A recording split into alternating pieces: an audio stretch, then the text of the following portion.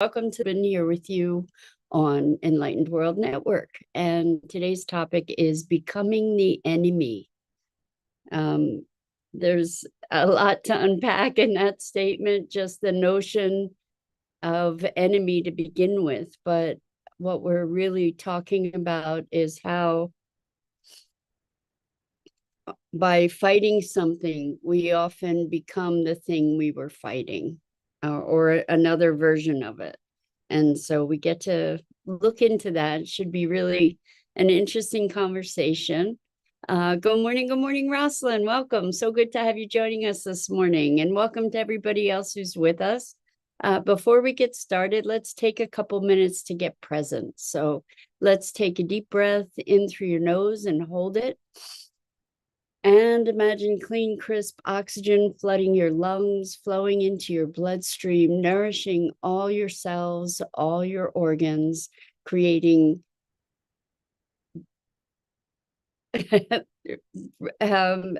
wow, I lost my cadence there. That's so interesting. So let's try one more time. We'll take a deep breath in and imagine that.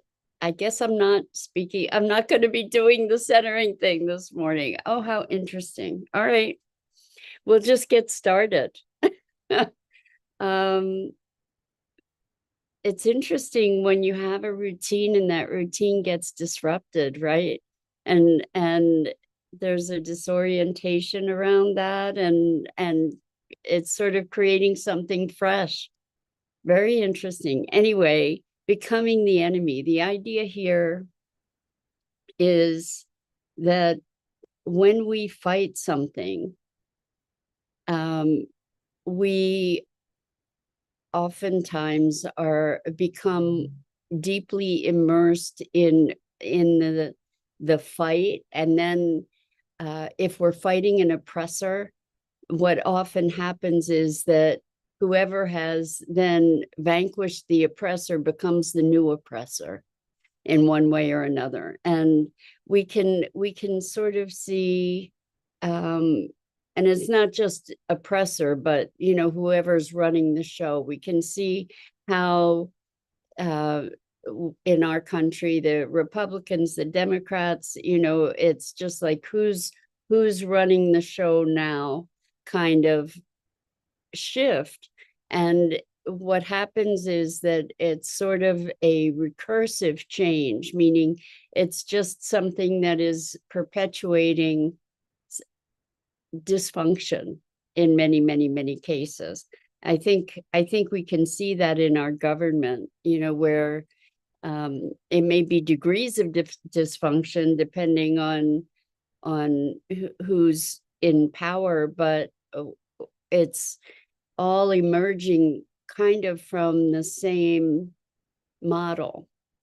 This is the problem with problem solving, is that it is stuck in kind of a self-contained system. It, like, the problem is defined by the past. It's not, and the solutions that we're creating are generated from within the same sort of container, the same sort of paradigm that from which the problem emerged. And so this notion of becoming the enemy, becoming the thing that we were fighting, can happen, and we see it happening over and over in all kinds of social structures. So when there are prejudices,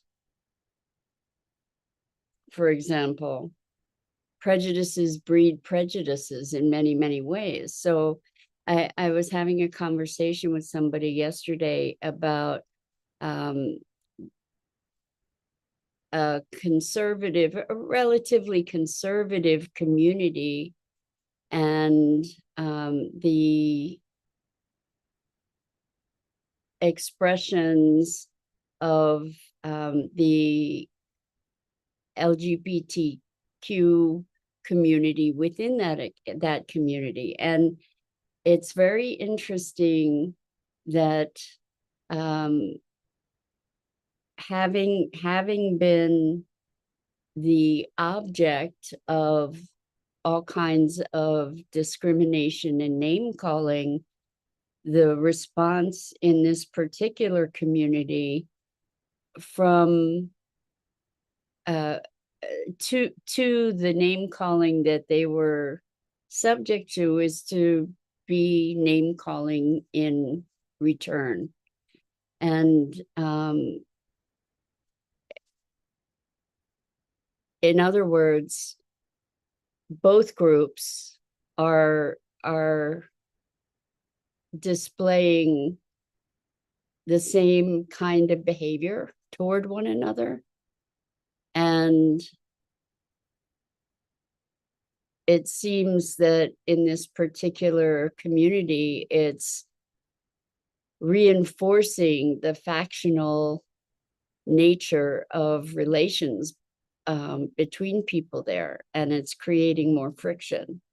So at least on the surface it is, so if you're calling me names and then I'm calling you names, how are we transforming, how are we achieving the sense of equality and connection that we're looking to achieve? Which creates it poses a unique challenge to us, I think, to be asking those questions, because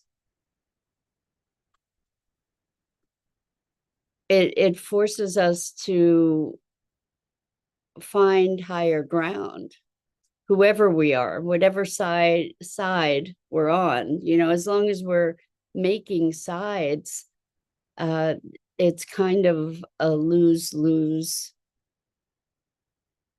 proposition. So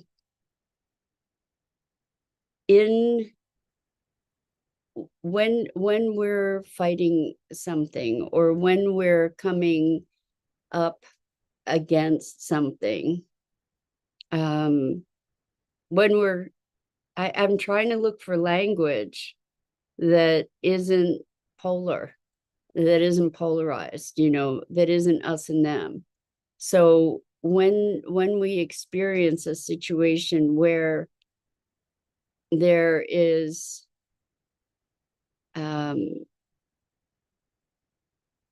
prejudicial behavior, let's say, how do we interact with that in a way that isn't perpetuating that same rift, that same separation? How do we find ways to create bridges, to rehumanize our relationships with each other? I think one of the things that allows us to be so hateful, to be so combative, is a sense of separation, a sense of otherness, a sense of isolation, or a sense of having been victimized. Good morning, Robin. Welcome. Great to have you joining us today. We're talking about how when we're often passionately engaged in a battle,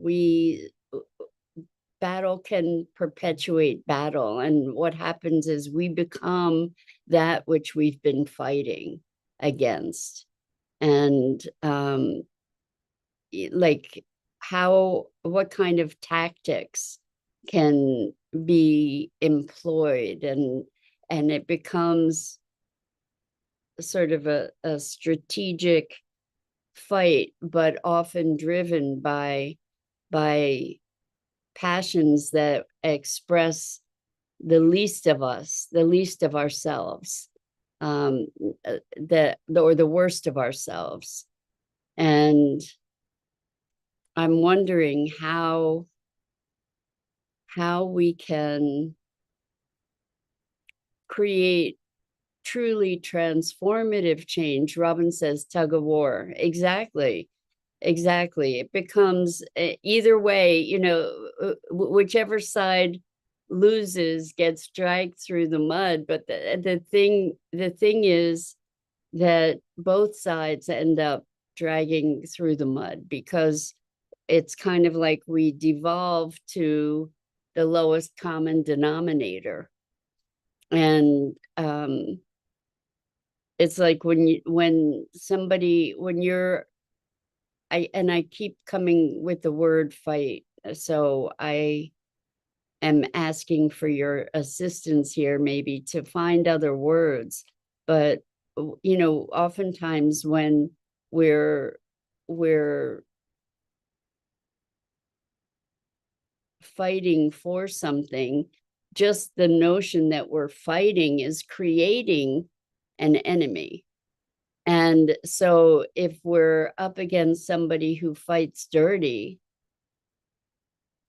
the inclination is to fight dirty, right? Which is kind of like, again, sinking to the lowest common denominator.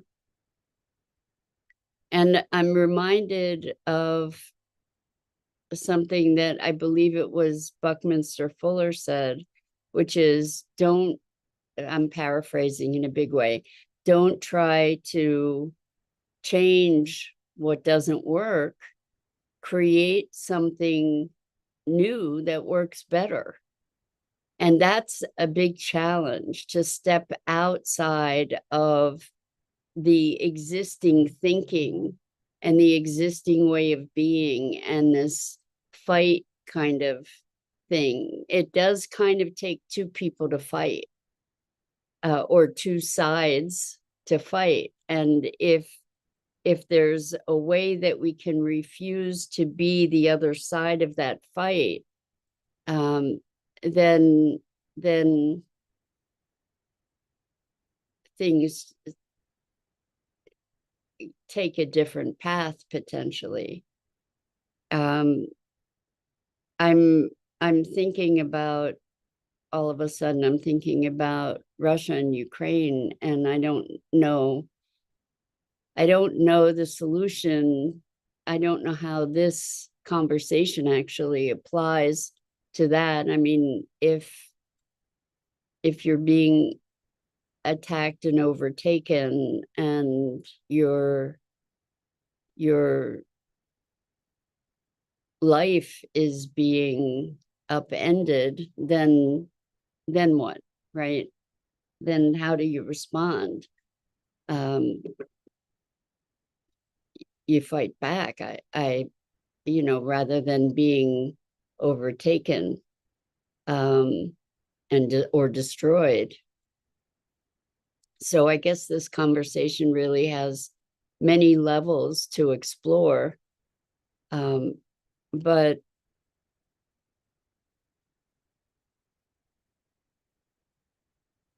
the thing that we're really focusing on today is becoming the enemy, like becoming that which we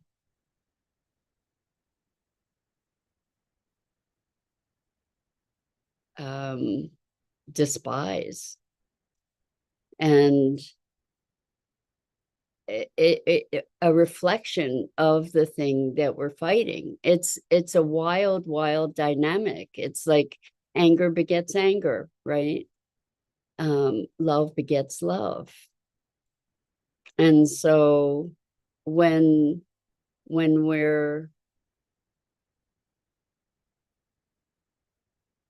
getting down in the trenches, it happens so often that those who rise to power become the new oppressors. Isabel, welcome. My heavens, it's been a while. Welcome. It's great to have you here with us. So Robin says there will always be black, gray, and white sides. That is what the world is made of. And many colors too, right, Robin? Yeah, so there, I think this is an interesting thing because when we're living in a world of polarity, that's kind of maybe this is a 3D, 5D conversation where how do we move into transformative change rather than or generative transformation rather than recursive change, where we're really just perpetuating the same dysfunction over and over. How do we move into the next level? And so I've talked about this before. There's a framework that is it's a triad where there's an activating force, a restraining force, and those two things are the polarities. Those two things are kind of like the two sides of the coin, but there's a unifying force or a reconciling force that if we can hold those polarities long enough, which is horribly uncomfortable because it seems like they're irreconcilable. If we can hold them long enough, what happens is that we end up jumping to a new dimension, to this reconciling force. It's like the third side of the coin, which is actually the side of the coin. Then that is unifying heads and tails, right? There's this third way, and that's the unifying force. And somebody over this past weekend took it even a bit further, which I thought was so brilliant, was that when you spin the coin, it stops being a flat disc and it starts to have the appearance of a sphere, which is a whole different dimension of reality and awareness. And it is truly a unifying force. So rather than really just flipping the sides of the coin, being heads or tails, which is still of the same thing, two sides of the same thing, a polarity, but that perpetuates that. What if we can jump to this new level that allows us to create something truly generative, where we don't devolve into this other, into the thing that we were fighting.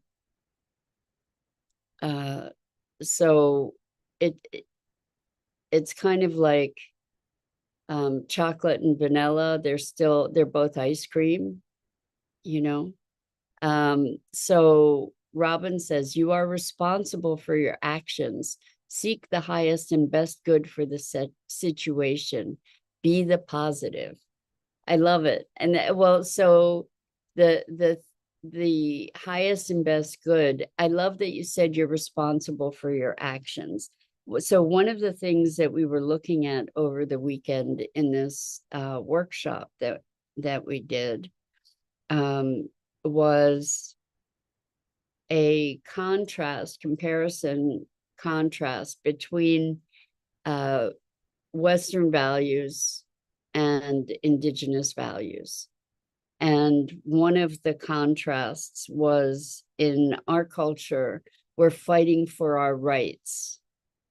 And that was contrasted against in indigenous culture, we take responsibility.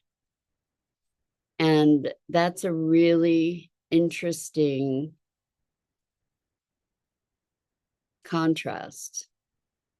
Rights on one side, or fighting for rights, demanding rights, versus taking responsibility.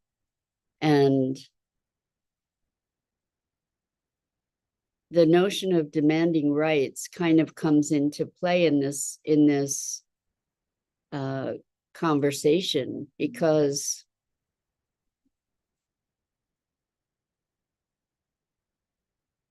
what it is very much a function of a dominating power structure where there's a dominating hierarchy, right?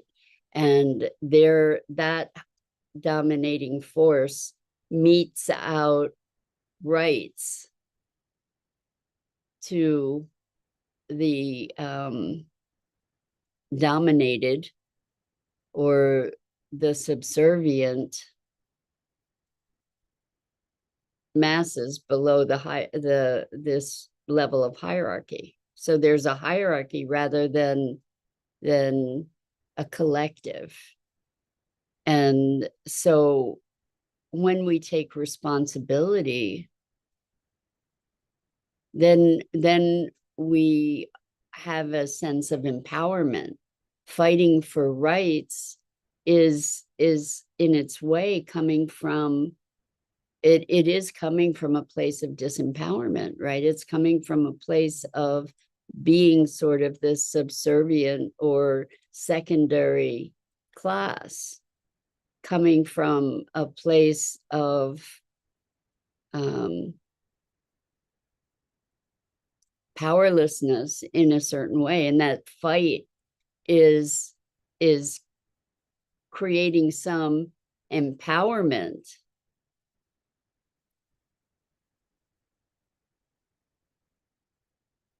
but it's still against, it's like truth to power kind of thing, right?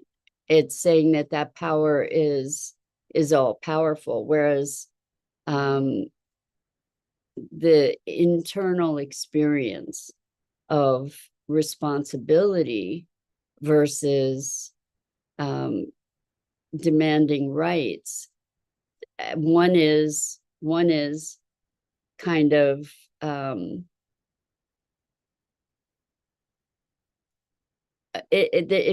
there's a different sense of ownership, I think.